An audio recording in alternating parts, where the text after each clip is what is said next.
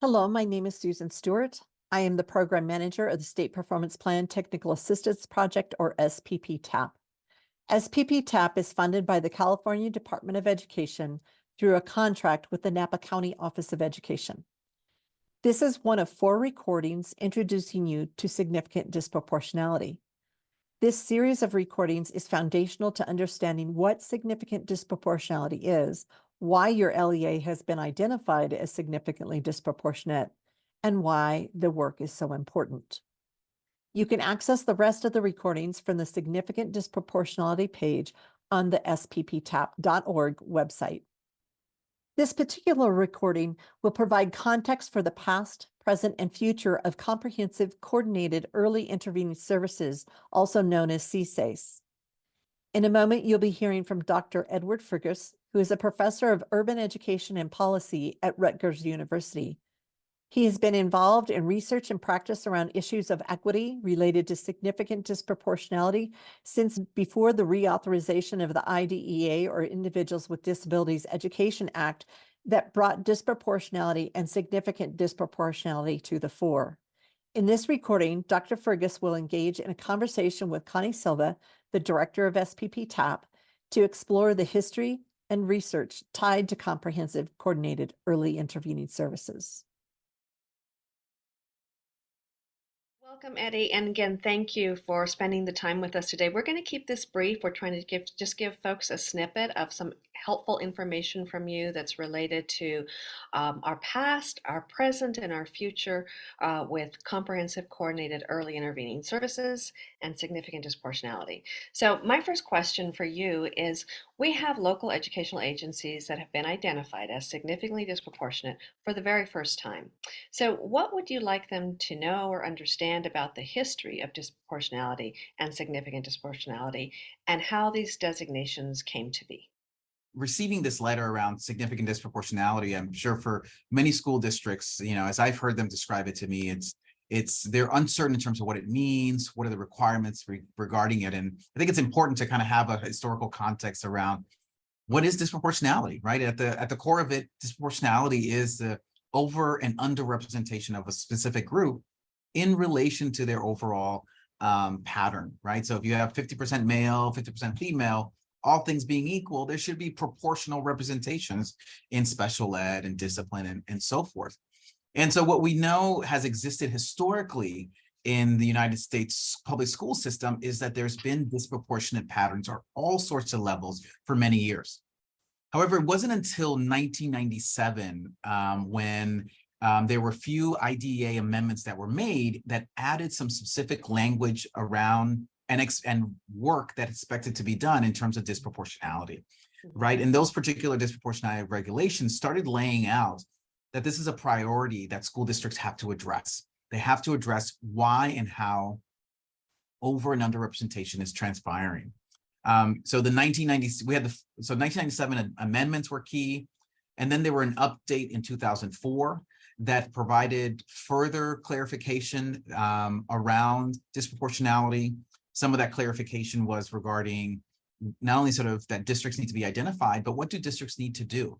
What are the set of dollars that they're utilizing, right? So this is where the Part B dollars were identified as, particularly around significant disproportionality, were expected to be used to address this issue of disproportionality. And then we had a fast forward, we had our most recent advancement around disproportionality regulations in 2016 that further defined not only sort of what it is by using a specific calculation.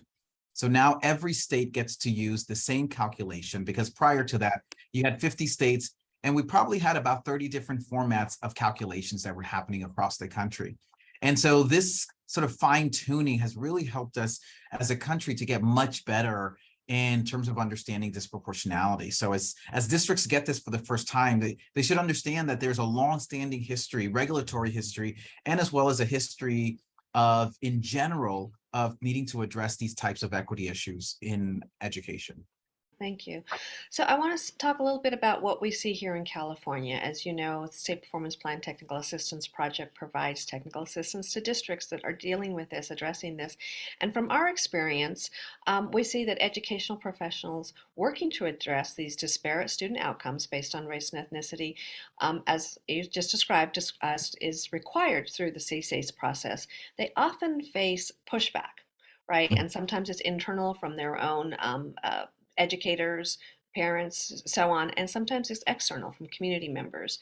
So, what advice do you have for leaders to help them manage such situations? And that's such a key stumbling block or hiccup that transpires around this disproportionality issue, right? And it is because it is touching on a broader issue that is existing in our society, which is how do we converse around issues of inequality when it's tied to race or ethnicity, right?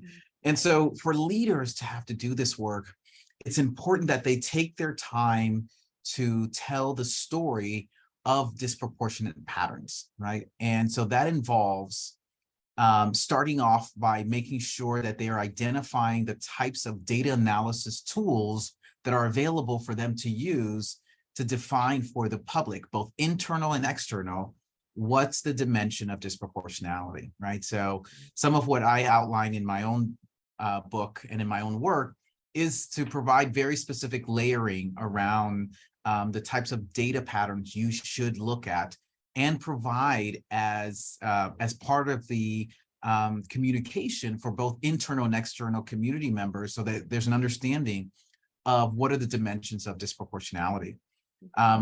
The lay person usually does not have sort of that availability to that type of information. And I do believe that part of the sort of the difficulty that folks have around absorbing disproportionality is because they just haven't been exposed to the depth of information of knowing what it is, right? The other element that leaders should also be very attentive to is the manner in which they not only look at this initial sort of data patterns, which are usually quantitative data that they look at, but also conducting a root cause analysis that includes qualitative data, particularly qualitative data that speaks to the nature of how practices are implemented, right? So if we're going to be looking at disproportionality patterns in special education, we know we have to look at qualitative data around how well the intervention tiers are occurring, right? So we need to look at sample referral forms for academic or behavioral interventions. We need to look at how well are those forms completed in terms of the information that we need to ensure that we're providing the appropriate level of interventions for kids to help remedy the particular issue, right? So it's important that leaders are creating an opportunity for themselves and their teams to have a process, a root cause process that will get them to that. And, I'm a big fan of making sure that we use actual information of what we do and not just gut feelings, right? It's not just asking myself why that happened, but also having the information in front of you to really sort of engage that. And I say to start with that because it is as one place to provide information such that the pushback isn't focused in on that the problem isn't real. Let's start taking that off the table by providing a very adequate and robust root cause analysis. There will be other pushback, but it won't be about is it actually happening? I know you have a lot of, again, you've been doing this this work for a very long time and supporting not just California, but other states, other districts as well. So what other common challenges do you see that leaders or our teams are likely to confront as they, start working on this racial equity issues? So it's, there's two big things, Connie, that keep showing up.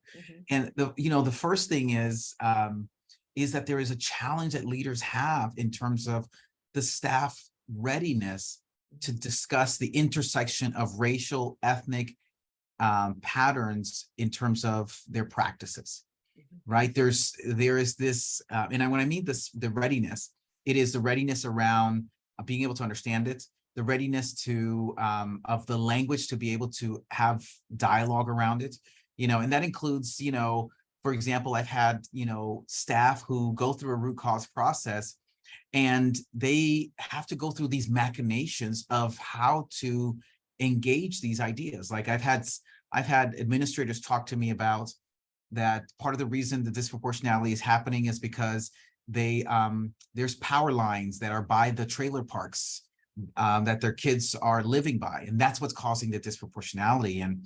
And part of it is like they have to go through this sort of this process of taking their different levels of hunches that they maintain.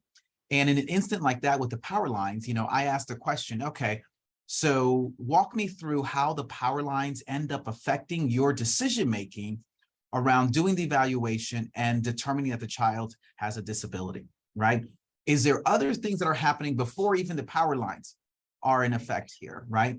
Mm-hmm. And so there's this readiness around those, and then the readiness around and the comfort around discussing that there may actually be differences for how we are treating racial, ethnic, and minority groups in our schools, right?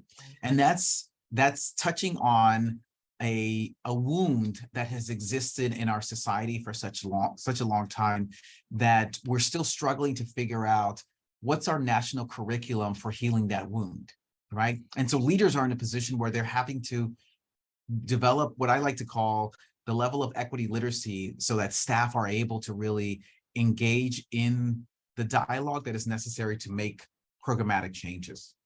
Yeah. The other sort of challenge that I see leaders also incurring is the challenge of consistent implementation of remedies. I love when, one of the things I love about educators that we're a set of people who are about fixing things, getting things done. Mm-hmm. Our challenge is that we're not always sort of knowledgeable around how do we implement well, right? We take an idea, we formulate it, we write some documents, and then we say we're going to launch it on this day. And we talk about launching it as if we're going to go to full maturity implementation of a strategy on day one, without giving ourselves the opportunity to stage that implementation in a gradual way to know, okay, how do I first build the knowledge base so that everybody's comfortable? How do I first build the buy-in? How do I make sure that the resources are ready to go? And we see that in so many different industries where we gotta make sure we pilot the heck out of something first, right? Like, before you put a new car on the road, you want to make sure that every piece of it works before you really put it out for its full test drive. And unfortunately, we don't do enough of that in education. And I get why we don't, because we don't have the luxury of time, right? To really do, to have the sort of the space to think and actually do it well. But we've got to give ourselves an opportunity to at least nibble at trying consistent implementation of remedies. Yeah. So those are some of the things I see leaders struggling with. Yeah, that is really, really, really good key points, and I love that. Did you call it equity literacy? Yes. Yes, I love that term. That's great. Yeah, and you pointed out many of the sort of those smaller steps and just even slowing down. And we know a part of that slowing down process that people or districts are often sort of surprise LEAs as we come in and start to support them is it takes a long time just to even do that root cause analysis. So you develop that action plan, staged, or even if it's not staged, unfortunately, there's a lot of time involved. And so I want to talk a little bit about that root cause process, because we do see LEAs struggle with the root cause process. And I'd like to hear more from you about sort of the strategies or the needed remedies that you would recommend when they engage in that. We give districts, just, again, I know you've worked with us before, but it's like 9 months really to go from identification to when they're actually going to submit a plan. Part of the struggles that I see LEAs having is that they being able to hone in on the specific data about their practices, right?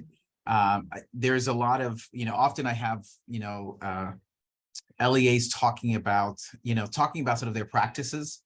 It's like, well, I feel this is happening, and I think I see some of this happening, and I think the real problem is, and I love feelings, I love thoughts, I love hunches. I love all those things, right? Mhm. But show me the evidence. Yeah. Show me the evidence that helps to substantiate that, such that we are clear around not only sort of that those feelings, hunches, or what have you are real, but also what's the propensity to which it's happening, right? You know, so one of the things I'm always pushing around the root cause process is that when you're looking at your processes, you know, look at it from the vantage point of one, what I've designed in terms of this practice, is there a theory of action behind it, right? So if you're doing tiered interventions, what's the theory of action of how you laid out the process from the time a child demonstrates a difficulty to the time that they're a tier 3 or tier 4? What's that whole theory of action that you laid out here, and the forms and the screeners and everything that you have plugged in? Mhm. You know, two, we need to look at what's the efficiency or the fidelity to which we've actually been implementing. Yeah. You know, I love when I work with districts when they say, well, we have an MTSS playbook or we have an RTI playbook. And I'm like, great. So now let's actually look at this playbook and see and pressure test it according to what you actually do. Right? So you have these forms. So you have these steps, you have these peoples who are supposed to be doing all these things. So let's look at the fidelity to which all of those things are actually happening and gather the types of information, the process data that helps to tell that story so that we're clear around sort of what the gaps may, if there's a fidelity gap, because we can have a playbook, but then have a gap in us actually implementing. Right, right. The third thing that has to be considered is the resources that are allocated to ensure that that practice actually happens. You know, I've had districts that will say, well, we've got our playbook, we've got our interventions that we've, you know, that we have in play. And in terms of resources, you know, we decided because we have staffing issues, we're going to have our teacher aides do pull-out sessions with our kiddos, right? Mhm. And I love me some teacher aides, but I also hear from teacher aides where they'll say, I haven't really have the training to do this. I'm learning this on the fly, right? Yeah. And, you know, so that type of resource allocation jeopardizes the theory of action and the fidelity of what we're actually doing, right? Mhm. So there has to be, so in this root cause process, you know, the struggle is around taking the time to actually name what the nature of the problem is. Because if you can identify if it's a theory of action problem, if it's a fidelity issue, and or a resource issue, it allows you to allocate your CEIS plan in such a way where I need to target some fidelity issues that we have, which is we're not consistently making sure that we're doing X, Y, or Z in terms of interventions. Then let's plug our dollars in there. Or we have a resource issue, so let's plug our dollars there, right? Right. Right. Right. And so they, in all of that, the last thing I'll mention around the root cause process is keep it to the four walls of the school. Too often schools will engage a dialogue, which is about, you know, well, you know, things really changed when these mixed income housing came to our community. Things really changed when, you know, because in that conversation, what you're just telling the story is of how your community, what your community is. Right. But those Right. types of dimensions are things that we should be cognizant of how nimble our schools are in ensuring that we're providing supports, right? So Right. if we know that in our community there is a growing homeless population and we're having more kids, you know, showing up to our schools who are having home insecurities, do we just keep things going the same way, or do we adjust what we're doing? Because now, wait a second, there may be the way in which we're approaching homework needs to be different because not every kid now has a stable home. So let's reorient ourselves in terms of what we're doing because we're not being responsive to the populations that we're serving. Right. Right. Oh, that's great. Yeah. Yeah. Staying within what they have control over, right? What they Yeah. can impact. Yeah. Mhm. Yeah. We definitely see that as well.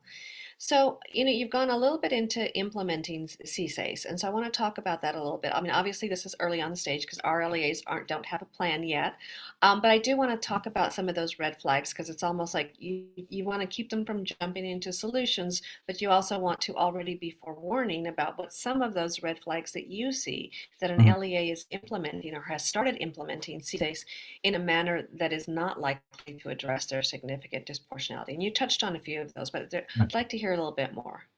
Yeah, so it's interesting, I get a chance to review for some state ed departments. I've been reviewing CIS plans, and I've been writing sort of feedback notes for every district CIS plan, right? And so some of the stuff that I'm seeing is, one, is that there's a great deal of attention, and some of this has to do, some of these gaps that I see in what they're building in their plan are gaps that are reflected in their root cause process, right? So I want to sort of make sure I sort of make that connection. So what I see in the plans in terms of some of the difficulties is that, or red flags, is that there's an attention to adding more staff and limited coaching and PD on the content, right? It's we're going to solve our problem by putting more bodies, right? Now, the bodies may be of particular need. Like, let's say, we realize we have a gap in our tier 2 and tier 3 behavioral supports for our kiddos. So we're going to need particular expertise to come in and support that, right? That is only going to provide us the types of supports for the current flow of students who are needing those supports. But it doesn't help us to build a broader foundational understanding of how do we also prevent some of these set of issues showing up, right? So the need to have more, let's say behavioral specialists on a tier 2 and tier 3 level, without them also having an opportunity to plug into tier 1 support of educators, means we're just adding more staff so that we can send more kids to these particular, sort of dimensions. So it requires us to actually build plans that we're going to add more staff. We better add more coaching and add more PD, because it can't all just, we're not going to staff our way out of this problem, right? Because next thing you know, you'll have a inverse triangle of support services, right? In terms of what we're providing kids. And then the other thing that I see a lot of CIS sort of plans having that are red flags to me, an over or primary focus on fixing the kids strategy and less about building the infrastructure capacity that is necessary to be nimble in responding to the needs that kids have, right? There's a lot of stuff where it's like, oh, something, we need a new SEL curriculum. Oh, we need more tier 2 and tier 3 interventions. Oh, we need more staff to help with these kids, right?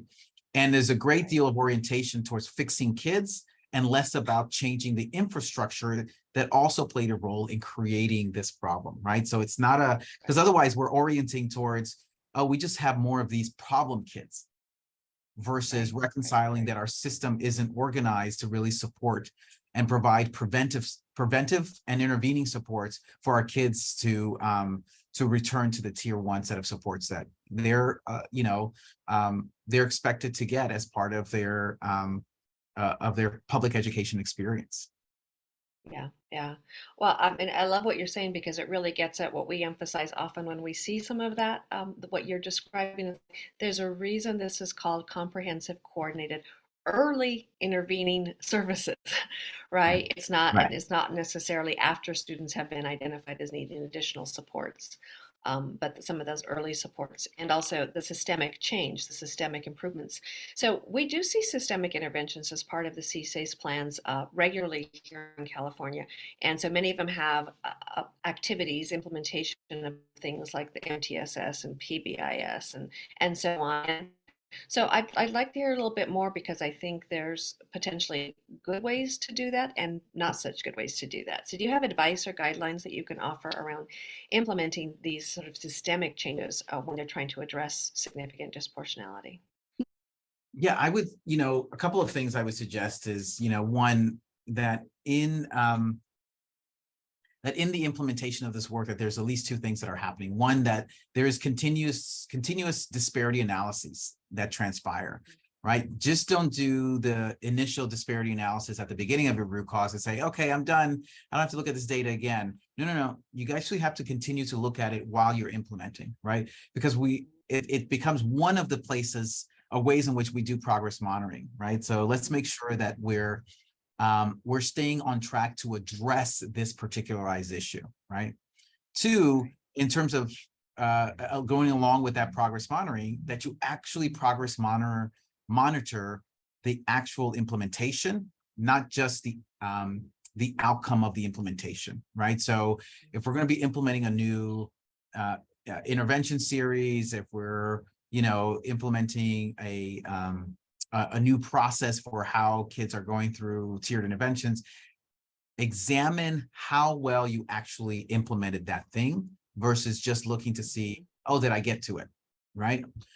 Because part of what we want to understand is whatever effect we end up seeing in our disparity analysis, we want to be able to tell the story of what did it take for us to get there, right? And that includes understanding the texture of sort of the implementation process. Thank you. Thank you. Yeah, I know in California, we are doing a better job of that progress monitoring through the California Department of Education in terms of what's being asked from districts and once they begin implementing. So it's great to hear you say how important that piece is. So I have just one more question. I know you're a busy man, so we'll one more. We keep hearing about COVID and the pandemic, and how does this really impact the work that districts are doing around significant disproportionality? Do you see a difference in what districts can or should be doing, particularly around, I think some of the main things we hear about that I know are very real, sort of our staffing issues, our staffing that's consistent, even though I know pandemic is over, we still have major issues around staffing, and then also obviously the learning loss or the disparities in learning that we're seeing from our students. Yeah, the quarantine that transpired really challenged so many aspects of education, right? It challenged the degree to which we know how to teach online, right? Mm-hmm. The degree to which kids are ready for that type of learning experience to transpire. It was so abrupt. And in some ways, there was no gradual sort of building up to it. Mm-hmm. And then all of a sudden we were back in schools, right? So there was no gradual release from the experience of being sort of online. And not only sort of the instruction was happening, the learning was happening online, but also kids' social development was online. And it was such an intensive sort of experience around that I think it had all sorts of effect, right, on kids. And one of them being continuing to exacerbate the learning loss, particularly for population that had experienced learning loss before the quarantine. This exacerbated even more because now there was a great deal of question. There was a further question around the wellness of instruction and learning that was happening, right? So, so I think it's, as schools are reeling from understanding the types of learning loss that may have transpired during quarantine, they have to think about it as compounded learning loss, not just the learning loss of that moment. And we're not just trying to address the issue of learning loss during that moment, but we have to understand that it was a compounded learning loss that was existing beforehand. Right. Secondly, the other, I think, big ripple effect around this, addressing it, is the staffing shortage that has just been pervasive throughout the country. A shortage that, for all intents and purposes, has really left school districts in a place where they have limited opportunity to do the in-depth coaching, PD work that they would like to do with staff, to deepen their content knowledge, their expertise, to help address the compounded learning loss, right? And so now you have fewer people available to do the same set of stuff, but yet, and also lacking the knowledge base to know how to do it.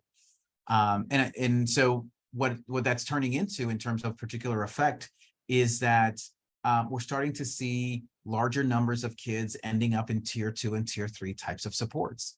Right? It's I don't know what to do with them. This behavior keeps showing up.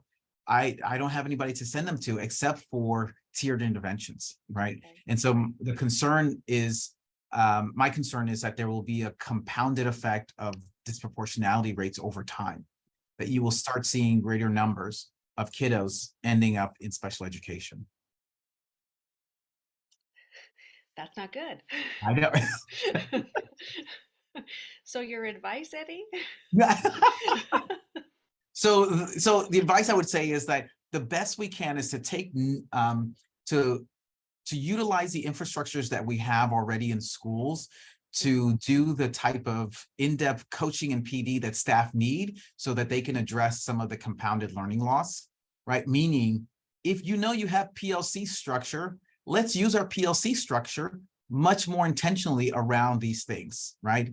There have been too often where I do observation walks with principals where I'll walk in on a PLC, and I kid you not, I walked in on a PLC where it was knitting.